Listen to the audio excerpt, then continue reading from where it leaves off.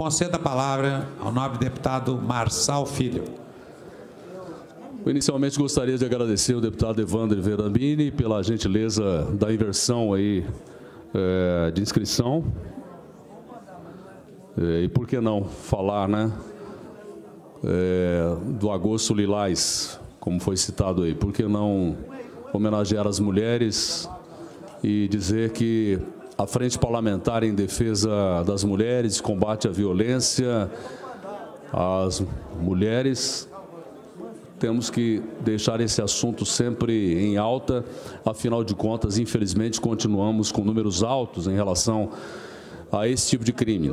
Mas gostaria também de abordar um outro assunto que reiteradas vezes já trouxe a essa tribuna, mas que ontem o jornal eletrônico Campo Grande News, mais uma vez, destacou, que diz respeito à frente parlamentar que, nesse mês de agosto, pretendo lançar aqui na Assembleia Legislativa para prevenção, combate, informação dos transtornos mentais, transtornos de ansiedade, síndromes do pânico, enfim, transtornos mentais e combate ao suicídio. Esse é um assunto muito sério, muito grave, que é de saúde pública e que não é tão bem tratado assim, mas que nós temos que falar a respeito disso, porque os casos são inúmeros. Nós defendemos aqui, inclusive, numa audiência pública, a presença de psicólogos e assistentes sociais nas escolas. E ontem essa matéria que citei diz o seguinte: falam que é drama, está entre aspas, falam que é drama, criticam alunos sobre depressão sem ajuda em escola. Relatos de colegas e mãe de César, adolescente de 14 anos, que cometeu suicídio, indicam necessidade de mudar o ambiente escolar. Eles falam que é drama, coisa de adolescente.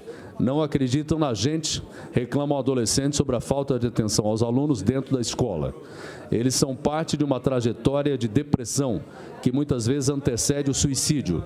Desta vez, as palavras são do melhor amigo de César, 14 anos, que tirou a própria vida no dia 28 de julho, sobre o lugar onde estuda, a Escola Estadual Rui Barbosa, no bairro Santo Antônio, em Campo Grande. César se foi deixando por aqui o amor imenso da mãe, da família e dos amigos, mas também entre os seus. Deixou questionamentos sobre o ambiente onde passava, ao menos metade do tempo, e onde muitos adolescentes passam o dia inteiro, a escola.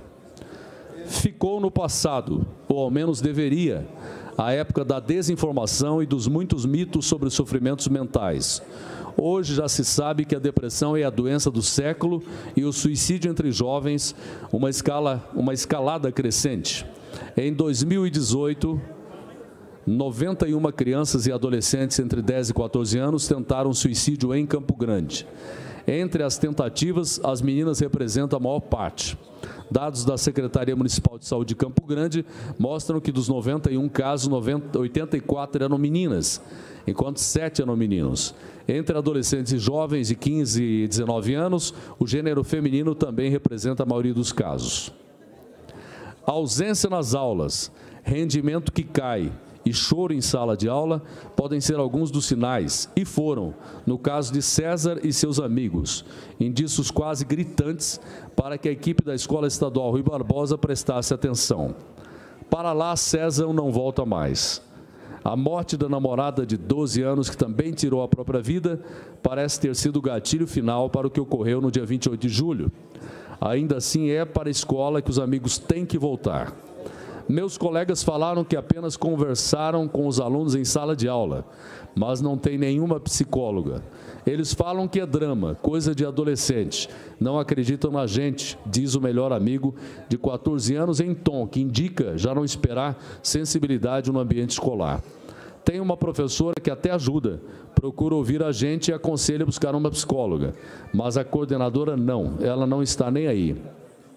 A forma como a morte de um amigo ou mesmo colega atinge os outros alunos é outra face do problema e também outra demanda para mais empatia e preparo de professores, diretores e coordenadores para lidar com a saúde mental dos alunos. Em março, Paola Lopes, coordenadora da recém-criada Coordenadoria de Psicologia Educacional, afirmou que a presença de psicólogos nas escolas ainda é um sonho distante. Um psicólogo poderia, por exemplo, entender o universo, às vezes tão fechado, dos adolescentes, que hoje envolve um desafio ainda maior, as redes sociais. Há toda uma sociabilidade e rede de contatos que crianças e adolescentes desenvolvem, muitas vezes sem que os próprios pais saibam. Era pelas redes grande parte da relação entre César e a namorada, cujo sofrimento psicológico afetou o adolescente. Sem informação de como buscar ajuda, batendo de cara na demora e burocracia para agendar psicólogo e psiquiatra na rede pública, é com os amigos que os adolescentes buscam ajuda. Somos amigos há 4 anos. Ele falava só que queria atenção. Umas 2 ou 3 vezes falou em se matar. A gente estava andando e, do nada, ele começava a falar da vida dele e que estava cansado, conta o amigo. Agora, entre eles, sofrimento, desespero e reações que incluem quebrar o quarto inteiro, põe medo nos pais. O César recebeu muito apoio dos colegas e os amigos dele estão sofrendo muito. Tem um vizinho que nem estava indo para a escola. Outro colega disse para mim que foi chamado na secretaria porque não consegue ficar na sala sem chorar. Muitas mães pedindo para abonar falta porque os alunos não estão conseguindo ir à escola, diz a mãe de César, Patrícia Romero. O que Patrícia conta sobre o diálogo com os responsáveis pela escola mostra despreparo e falta de empatia. Eu fui na escola e falei que o meu filho estava com problema de depressão, que tinha perdido a namorada. Então eu quero que vocês entendam que ele está com problema. Aí a escola falou, não, tudo bem, nós vamos falar com o menino. No outro dia meu filho foi para a escola e a colega dele chamou-os. Falou que não estava se sentindo bem, que não queria ficar na escola e vieram para a minha casa. No outro dia a escola chamou ela, separado dele, e chamaram meu filho. A diretora falou para o meu filho que eu ia perder a guarda do meu filho e que a escola poderia me processar por ele ter saído com uma menina de dentro da escola. Quando ela falou, nós vamos chamar a sua mãe, meu filho entrou em desespero, ele começou a chorar. Não, não chama a minha mãe, porque a minha mãe já está sofrendo demais. Eu estou indo no psicólogo, estou indo no psiquiatra, eu preciso de ajuda. Minha namorada se matou há pouco tempo. Sabe o que a diretora falou? Morreu, morreu. Depois do relato, a mãe é interrompida pelo choro e em seguida vem a revolta. A escola não tem um apoio, não tem ninguém que vai chegar lá e vai falar que seu filho está doente. E eles eram só amigos. Meu filho não queria ir mais para a escola. Eu já tinha procurado outra. Na segunda-feira, a diretora da autoescola me ligou. Patrícia, eu consegui a vaga para o César. Eu falei assim, não precisa mais. Bom, esses são os relatos dessa mãe que perdeu o filho para a depressão, para o suicídio. Essa é uma história, infelizmente, muito comum. Claro que nós estamos aqui focando a questão das escolas, porque entendo que é necessário a presença de profissionais desta área nas escolas, para dar esse suporte. A Secretaria de Educação criou um núcleo lá, que é coordenado muito bem pela Paola, que participou já de inúmeras reuniões e audiências públicas que fizemos aqui nessa casa, mas ainda é muito pouco, precisamos de muito mais. Mas precisamos envolver também toda a sociedade. Não só em relação aos estudantes, aos adolescentes, mas em relação às pessoas de outras faixas etárias, porque esses transtornos mentais, seja a síndrome de pânico, transtorno de ansiedade, depressão, são casos que ocorrem no dia a dia e que muitas vezes não são identificados. E, pior, não são compreendidos, entendidos pelas outras pessoas. Somente profissionais da saúde, da área de psicologia e de psiquiatria, ou as pessoas que já passaram por isso, é que compreendem. De resto, as pessoas sempre encaram como se fosse algo de somenos importância, porque não é uma doença visível. A doença mental não é uma doença visível, muitas vezes. É uma doença silenciosa. A depressão é algo que vai acometendo a pessoa aos poucos, e por causa de um gatilho emocional disparado é que acaba vindo à tona, aí na forma de automutilação, de violência, ou mesmo tirando a própria vida. Por isso, este mês pretendo lançar aqui a Frente Parlamentar para discutir esses assuntos. Espero que todos os colegas participem. e que seja um grito de socorro, principalmente ao poder público, ao governo do Estado, para que políticas sejam empreendidas nesse setor cada vez mais e mais. Mas gostaria também, senhor presidente, senhores parlamentares, público que se faz presente, que nos assiste, falar sobre a questão que foi divulgada do Atlas da Violência, retrato dos municípios brasileiros 2019. Primeiro, salientar e cumprimentar aqui o trabalho da Secretaria de Segurança Pública, através do secretário Carlos Videira, o Carlinhos, pelo excelente trabalho que vem realizando, porque Mato Grosso do Sul, nessa pesquisa, foi colocado como o estado que mais esclarece crimes de homicídio no Brasil. É realmente algo para a gente aplaudir. Afinal de contas, a gente sempre se ressente, muitas vezes, da elucidação desses crimes contra a vida. E o Mato Grosso do Sul tem sido campeão nessa questão de fazer com que as soluções apareçam, a elucidação aconteça para os casos de assassinatos. Mas tem uma preocupação em relação à cidade de Dourados, que foi considerada a cidade, entre as grandes do Mato Grosso do Sul, a cidade que tem a maior taxa de homicídio no nosso estado. Isso se deve principalmente aos casos que ocorrem na reserva indígena de Dourados, nas aldeias Bororó e Caiuá, e no presídio, na penitenciária estadual de Dourados. Nós temos muitos detentos que fazem parte de facções criminosas, especialmente do PCC, Primeiro Comando da Capital, e que eles fazem justiçamentos. Eles acabam assassinando pessoas, acabam matando outros presos por ordem dessa organização criminosa. Então, os números continuam altos em Dourados, por isso, inclusive, solicitei que a Secretaria de Segurança Pública, o Governo do Estado, possa ter um contingente maior de policiais militares lá em Dourados.